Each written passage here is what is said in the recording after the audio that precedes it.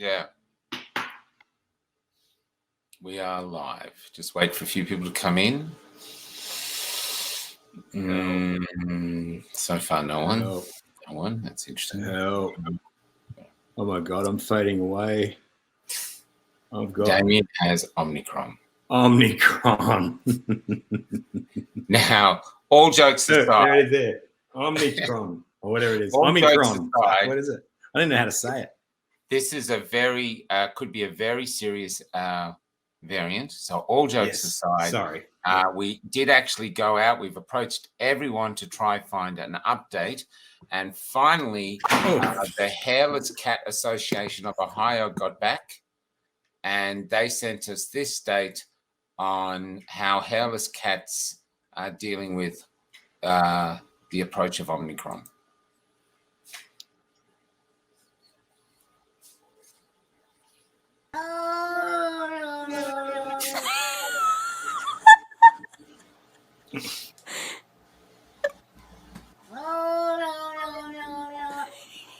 Obviously, it's not liking the idea of Omicron.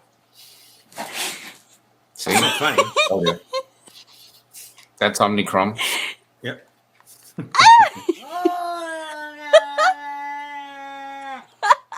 If you're a hairless cat, this is one of See? He's laughing. Is there someone in the video? Omicron right out of the thing. Yeah, and it's not funny because that used to be a Labrador. See, it was funny the second time around. Now, you just bring in our guests. Dr. Oosterhuis. Oosterhuis. That was one scary Omicron. Yeah. Or as we say, Father Kumar, take it seriously, Paul, please. Who single-handedly destroyed our entire YouTube account just by speaking from the soul. Don't you know YouTube doesn't like soul speak? It likes funny cats. No. Funny cats. And from Czechoslovakia, now living in Perth, which is setting itself up to be the new dictatorship after Dan takes over here, Father Pavol Herda. Did I say that correct? Yes, correct. Now, it should be a thing. So we're going to start. We're just going to start with Paul because I said to Paul, Father Rizzo, unfortunately, had to go away to work at some mental health community something. And so he had to go. So we brought Paul in with a few hours' notice. And I told Paul, you've got 2 hours to discover everything you can, including the cure for Omicron. So, Paul? The vax is the cure, mate. The vax. That cures. I already know. You know that, headache, heartbreak, everything, everything except totalitarianism. Look, lineage B.1.1.529. Originally, they called it Nunu. Oh, sorry, it was expected to be called the Nu variant. Following the Greek alphabet, and that wouldn't have been scary at all because you would have called it. It reminds you of the Teletubby. The Teletubby character that looks like a family dog, but it's actually a vacuum cleaner. Naughty Nunu. No, it wouldn't have gone. And so then they looked at the next letter in the Greek alphabet, and it was G, Xi. I don't know why they didn't go with that. That would have been a perfectly good. But apparently, no. So the next one was Omicron.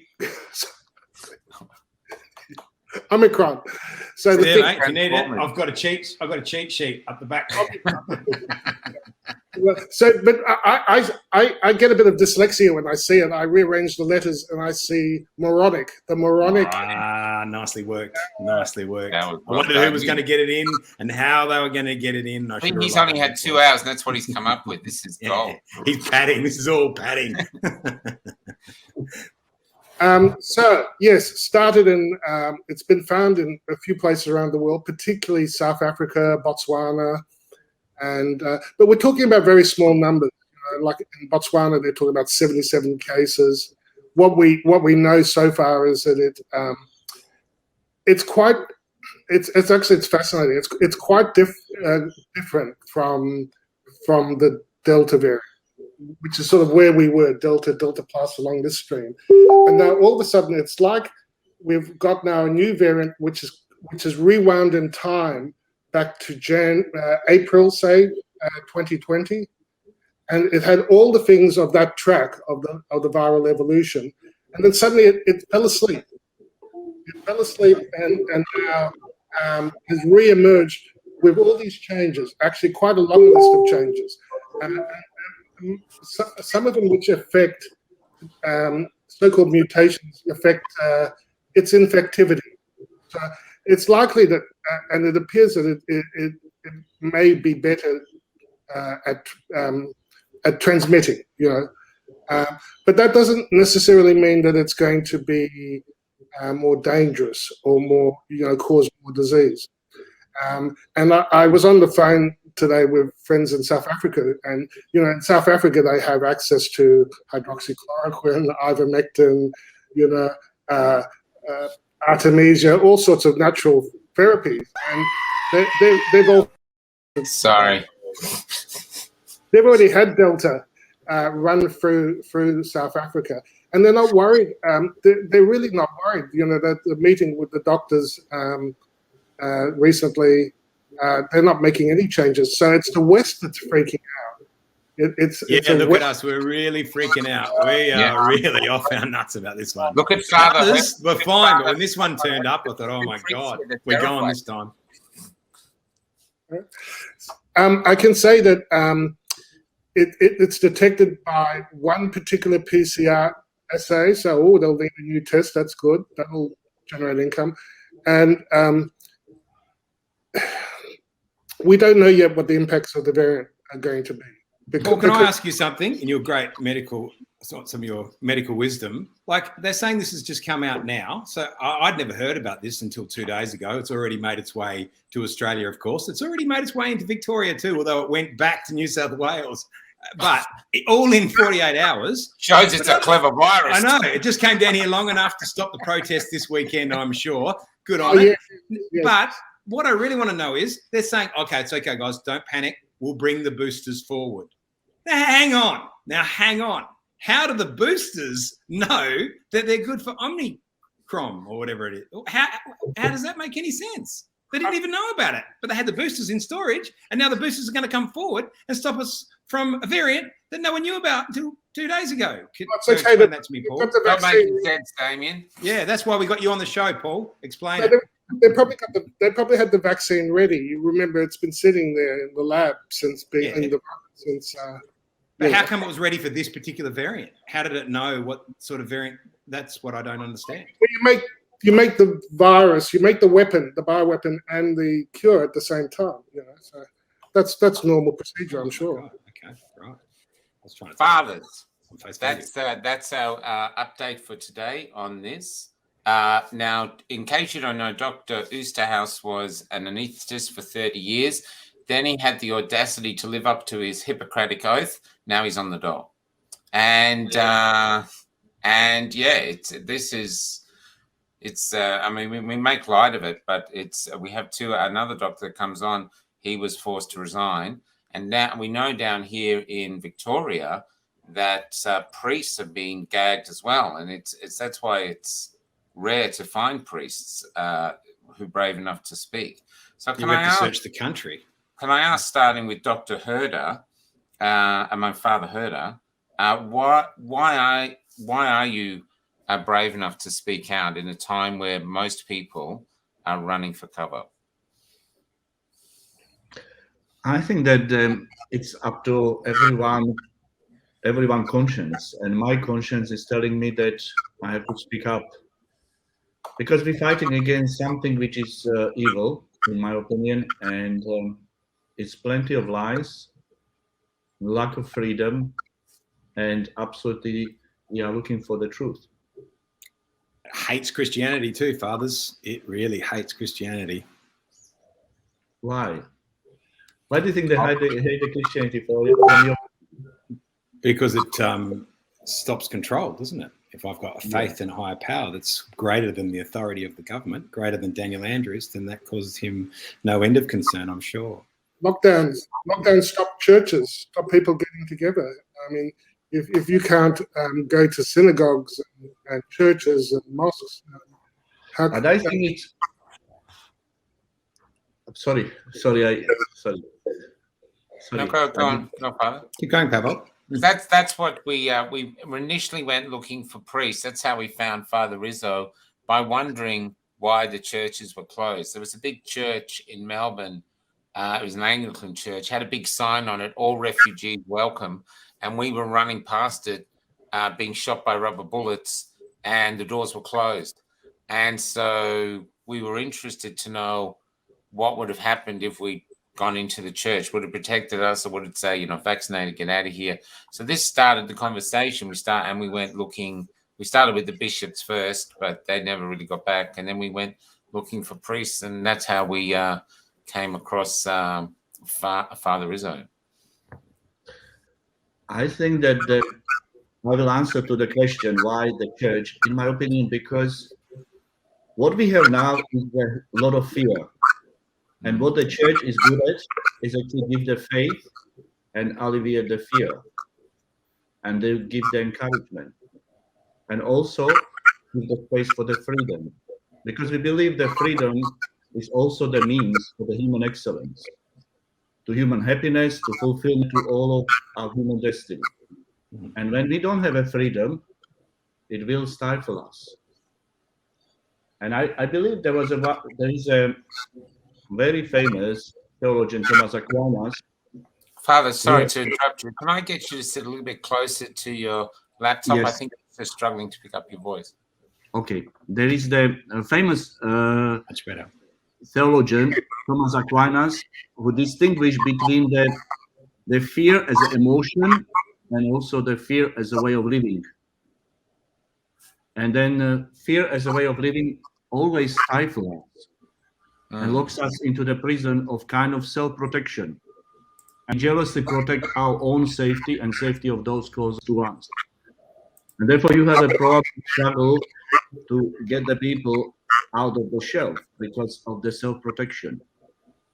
And sometimes when you are in this kind of environment, you will also find out that we abandon the outside of our close circles, who are vulnerable and who are different from us, and they become not our concern.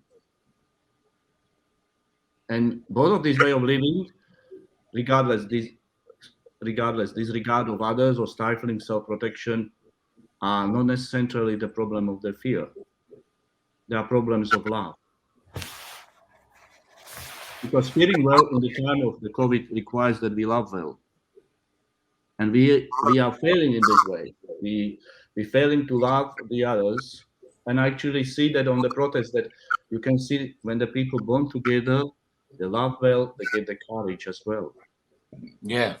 Oh, yeah. To love well, in the case of the fear, I said, is to be courageous. Because you're having lots of big marches in Perth, isn't it? I'm from Perth. Perth isn't known for protesting, especially against the government. But you're having lots of protests there, I hear. There were 60,000 people probably the last protest. The big protest was on the 27th. Perth, that's immense. For Perth, that's really huge. Wow, that's a huge number. That's a huge number. It's a city of about 2 million, isn't it? Yeah.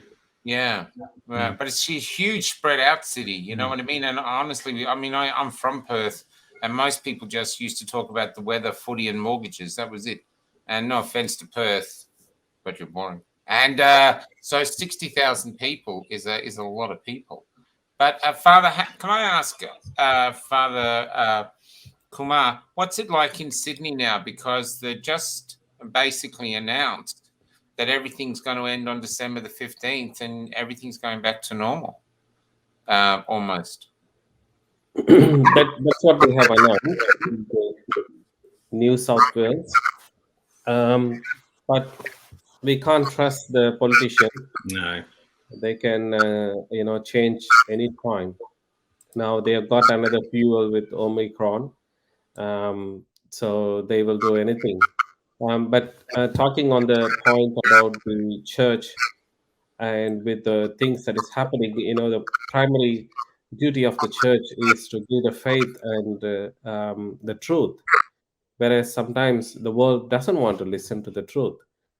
That is where, it's a persecution that begins, whereas all the more it's a responsibility of the church to stand by the truth. It doesn't matter even if there are million people saying a false thing to be true, it cannot be true. The same way, um, a particular truth cannot be false just because million people are saying it is a false thing. So we have to stand. That is a primary duty of the church, and we are bound by conscience as priests to speak the truth. There will be persecution, but if you notice that in the history of Christianity, the church always grew whenever it is persecuted, no matter where it is. And all the more right now, the people need church, people need God, and the church has the responsibility to give God. And we can't be leaders of the society by standing at the end of the queue, end of the line, saying you turn left or right, but you need to be in the forefront, taking the bullet for the people. And Jesus was there with the sick and the downtrodden, everyone. And especially like these days, how we are segregated, we are kind of shun away. Luckily, like in New South Wales, whether you're vaccinated or unvaccinated, still you can go to the church. But in the society, like you can't even go and have a coffee out there without being vaccinated. Like when we convert that into Jesus' time, will he say to lepers, okay, first get cured and then I will come near you? No, he was there, right there, in the with the marginalized. Can I ask, and this is to either priest and to Paul as well, when you're talking facts, you say like mathematical facts, it doesn't, or the world is round and people think it's flat. But when it comes to human morality, do you think human morality is facts, or a group of people decide, okay, this is our moral code, like the Ten Commandments? Do you think they are facts, or because as our morality come from Jesus to here, basically built on his teachings in our Christian society. So yeah, I just, because at the moment I feel they're trying to change morality. They're trying to, what was right is now wrong. They're selling apartheid like apartheid is basically the correct moral path. So do you see morality as solid facts like mathematics and stuff? Man, that was a Um, long question. if I can answer on that, like whenever Jesus spoke the truth, it's not everybody accepted it. Some people even started to leave. And Jesus asked a question to the disciples, do you want to go away too?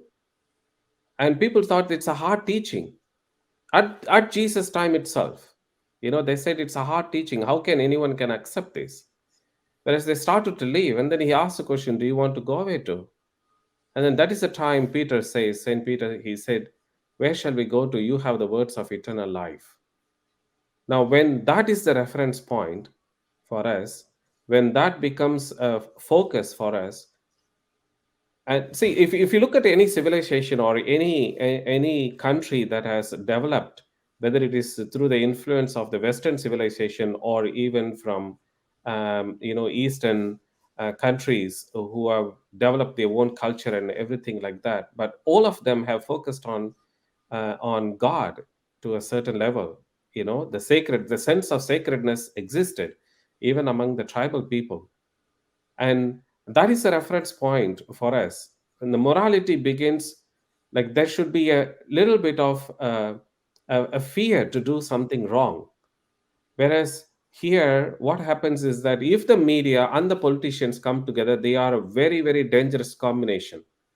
When they come together, one is speaking the lie, the other one is broadcasting the lie, and they take it out. And the people who are already vulnerable, looking for an answer, and their minds are played on the fear. The fear of death can control people. So that is the card that they continue to play every day. Every premier, every prime minister started to play on that, the death card, the fear of death constantly. They don't allow the religion, because when religion comes in, religion gives a new meaning to death. Like for Christianity, it is altogether a new meaning to death. It's not the end of life, it's the beginning of new life. They don't want that to happen. Then the focus turns towards the religion to suppress it. Once the religion is suppressed, people are not allowed to go to the church. They are not strengthened. Easy prey in their hands. But we've sold ourselves, haven't we, to the temporal world of material wealth. And China proves the lie now, doesn't it? Because China's doing so well, and the Communist Party of China is certainly not one to celebrate the existence of God. Yeah, because in China, your policy on the communism is more important than the people. They can sacrifice any amount of people in order to hold on to their communism. Whereas when it comes to religion, it's a people that is more important. That's why Jesus said it is not the sacrifice that is important. You're talking about the importance of Jesus, and particularly the idea of the double vaccinations, and etc. And what would Jesus say? And obviously, you're saying he would reject that notion because he would take on the lepers, he'd take on whoever. So, what do you make of the church, particularly in the Diocese of Brisbane, that the Archbishop said that all priests have to be double vaxxed by the 15th of December to do the Mass?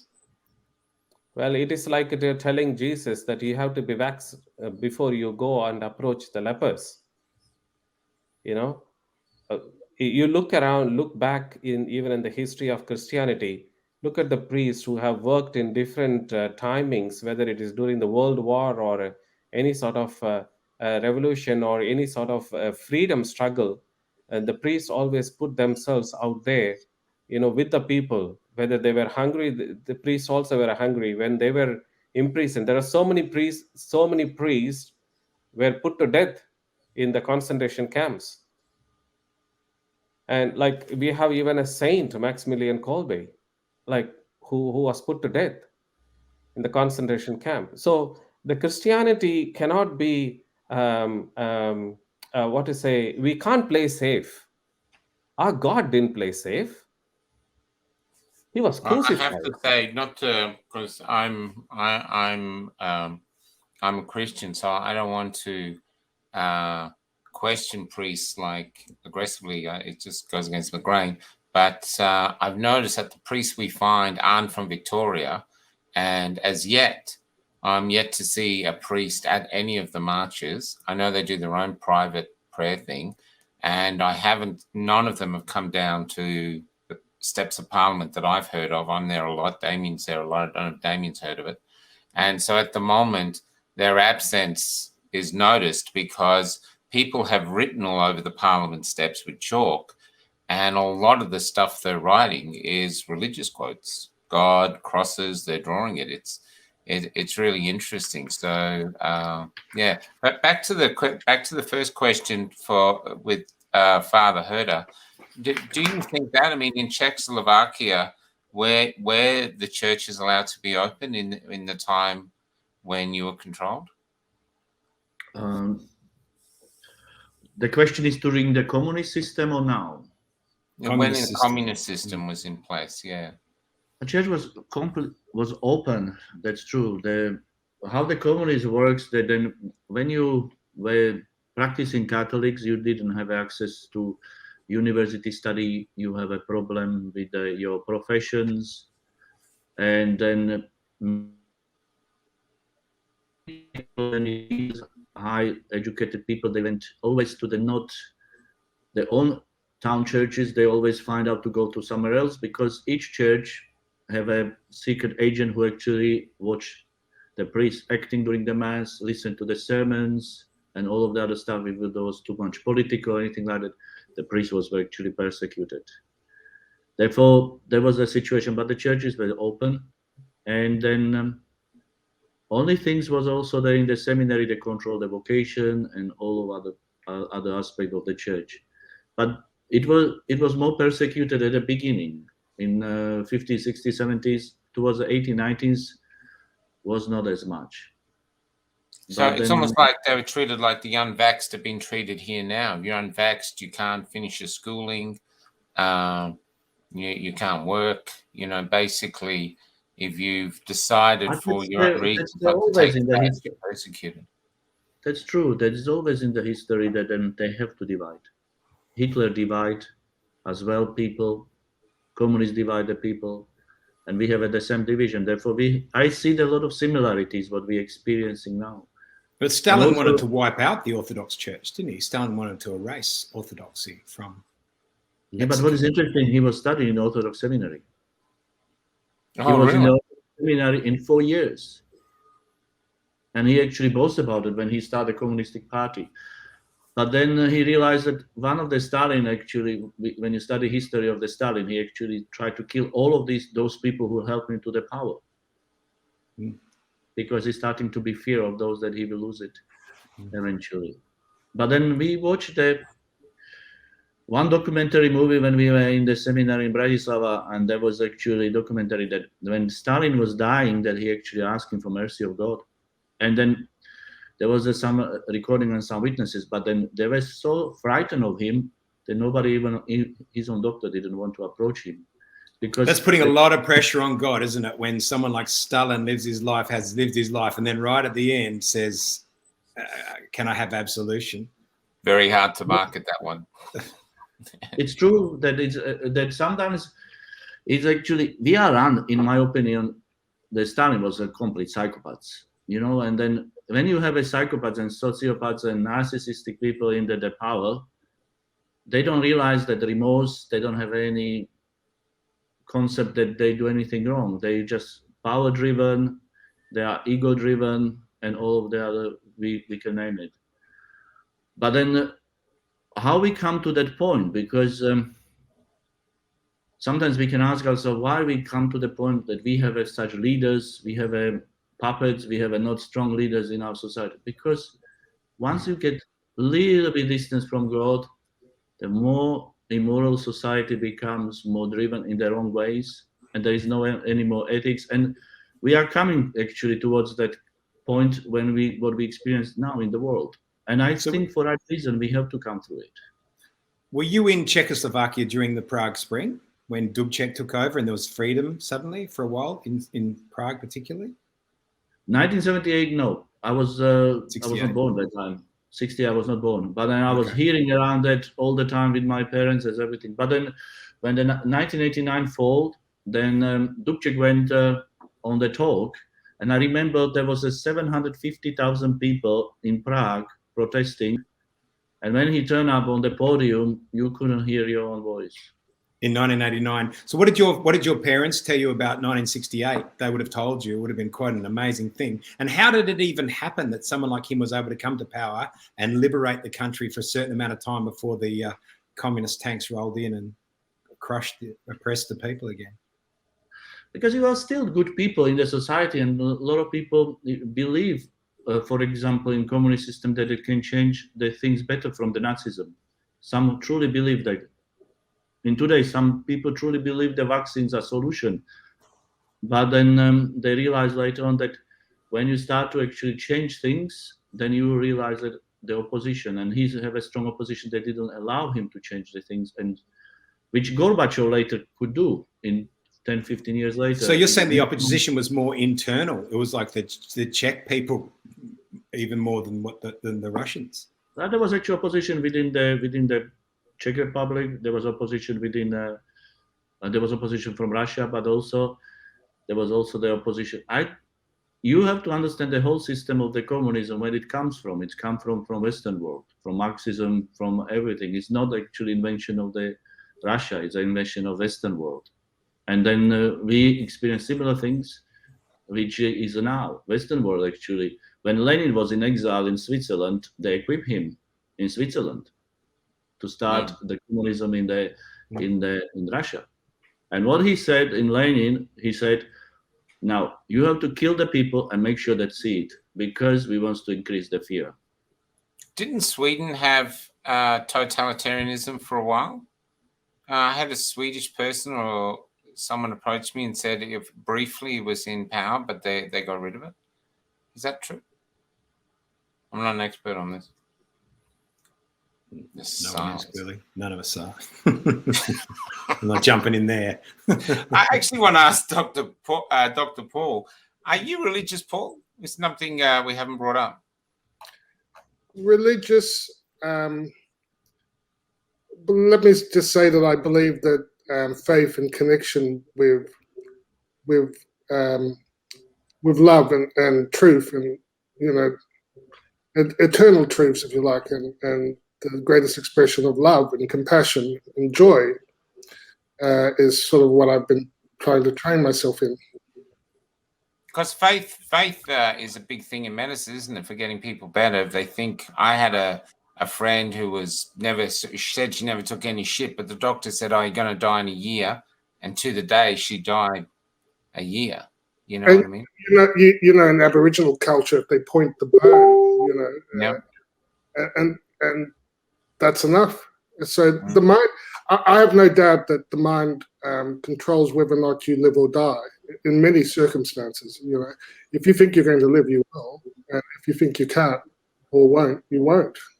So, yeah, the mind is powerful, but a connection with something more than yourself, more than just this life, more than just the worldly concerns.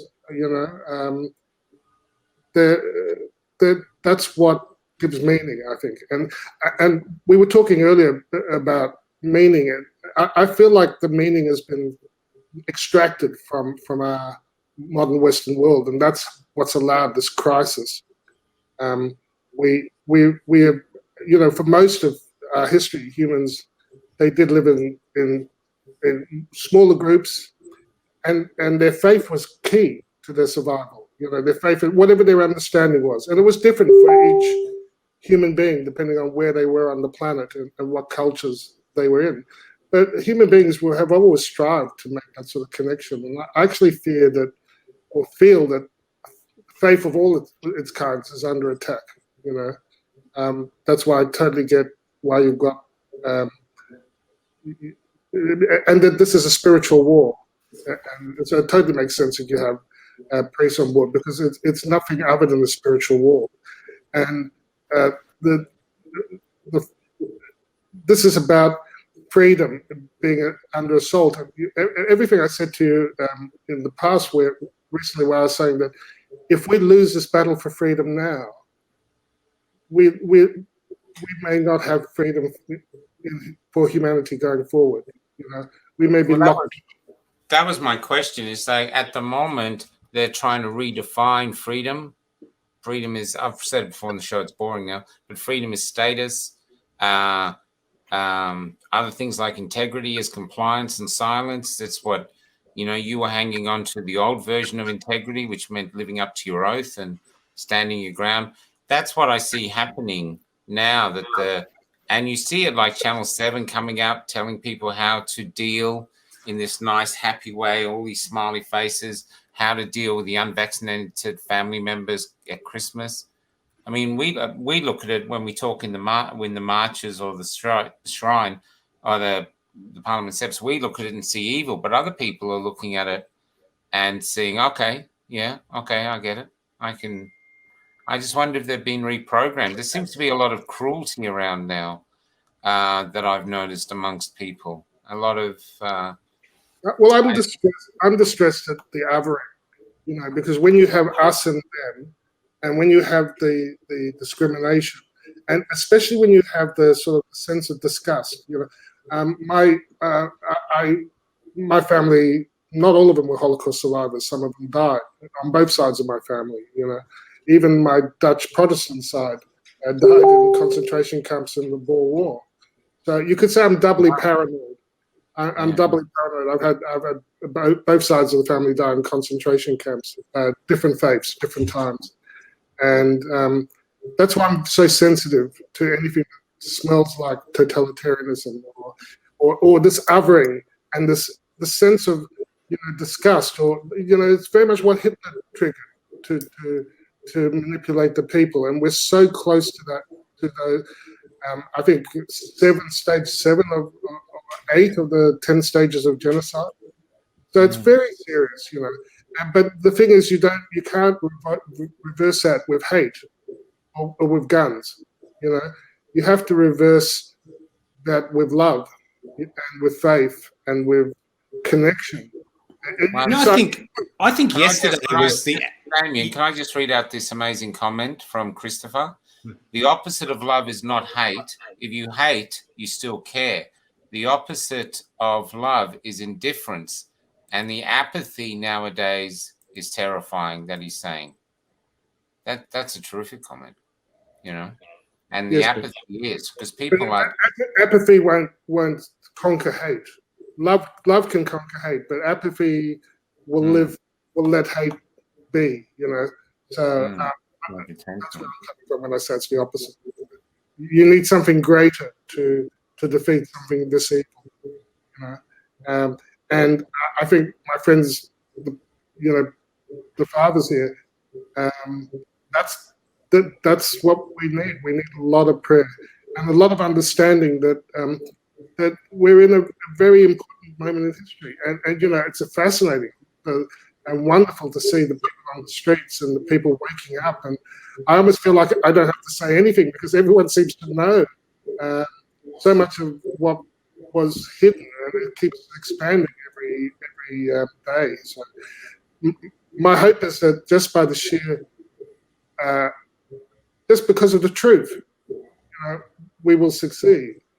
Well, even I just showed 2 pictures quickly. This was from the march. This guy was up there doing free hugs. I was with him for a while. He was just getting hug after hug. Then there was this guy came and got a massage today, and we've got a lot of other pictures like it. But I was watching the power of kindness. I mean, there was a great power to the kindness. Everybody was actually feeling refreshed. You know, I went there feeling very low and walked away feeling terrific, even though I didn't get my hair cut, just by the amount of kindness that was going on and realizing the power of it. They were defending empathy which is under attack, by just being kind, you know. Yeah, we're being trained to be, you know, autonomous, you know, beings like robots virtually. We have to fight that by being human. You know? We've been subverted by materialism. We've been subverted by materialism, and we've just let faith die. Is that? I want to ask the priests: is that why we're being punished because our faith's so lukewarm? So when people even talk about faith, they sort of talk about this faux sort of spiritualism, but no one talks about the Gospels or a deep reading or a deep understanding of the Old Testament and what was promised in the New Testament. It's just always this sort of, oh no, it's not just, you know, yeah, I believe in a higher power or something. It's pretty lukewarm. Is that part of the punishment that we're enduring because of that?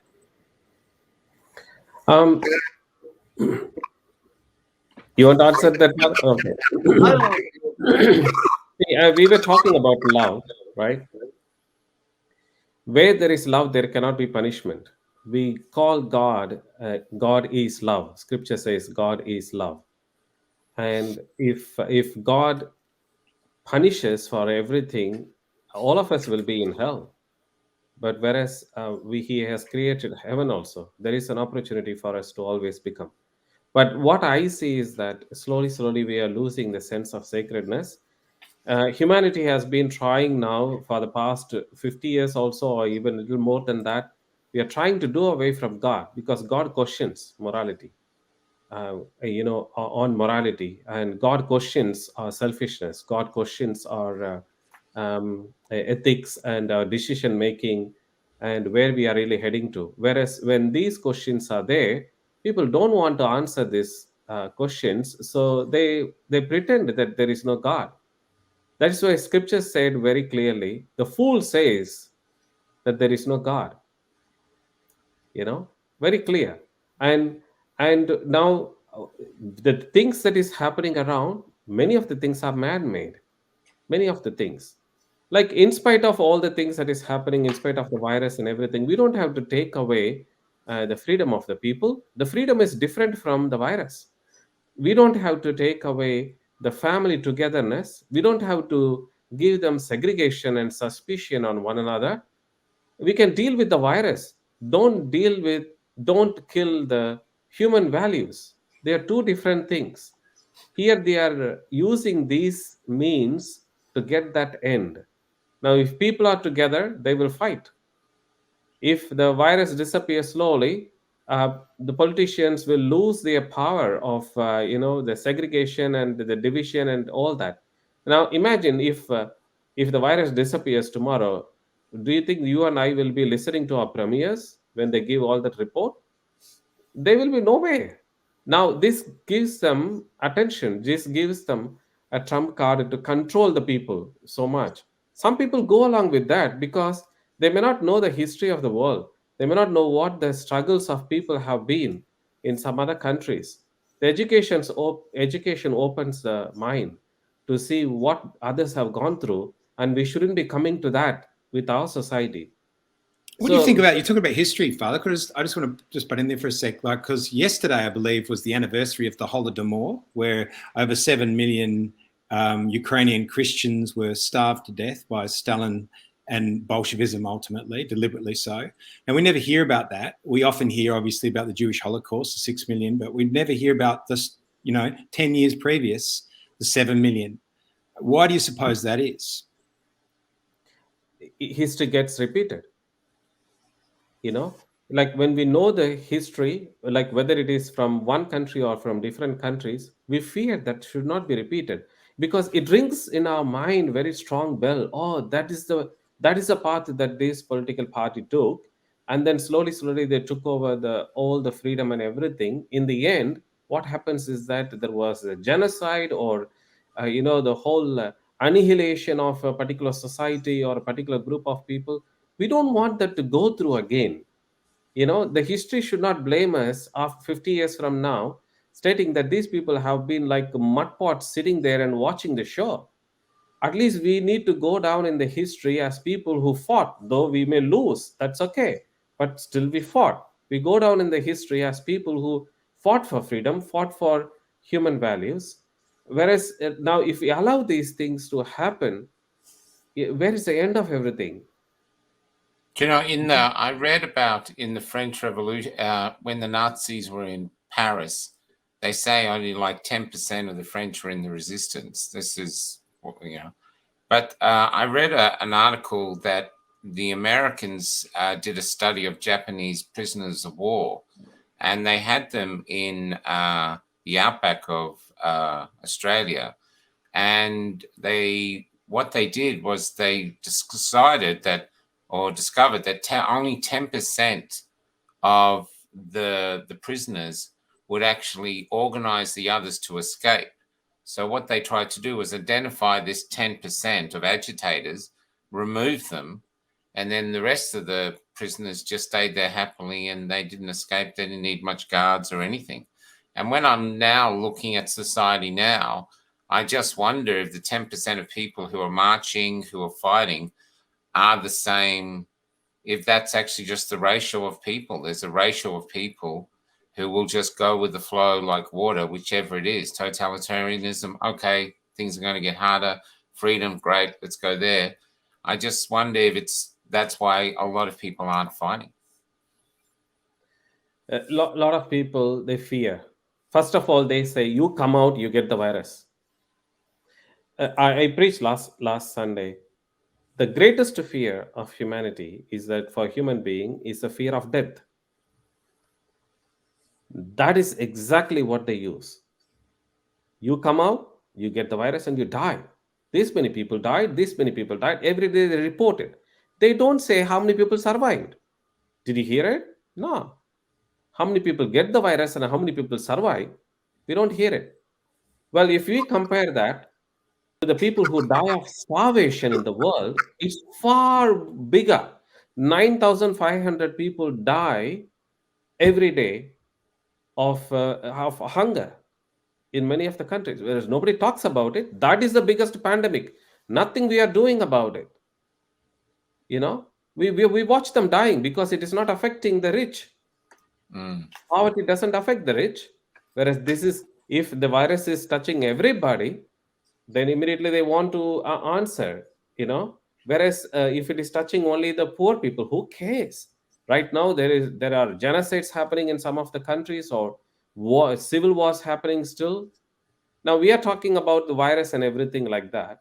Like, how many countries are really reporting that? In Afghanistan, what is happening right now? How many cases? Nobody knows.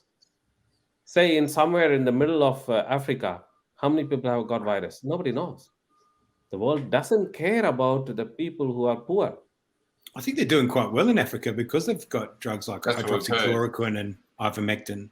So the numbers are actually much lower. It's almost It's almost a virus of our Western decadence, because we're the only ones that can impose the restrictions that it requires. Yeah, that is again, that's the control system. You take the vaccine, first they said one shot, and then the second one, you are called fully vaccinated. Now, to be fully vaccinated, you got to have 2 shots and a plus a booster.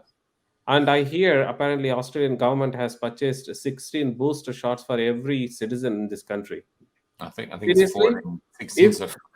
If these politicians, when they say we are worried about protecting the people, and okay, people, we're only within our borders.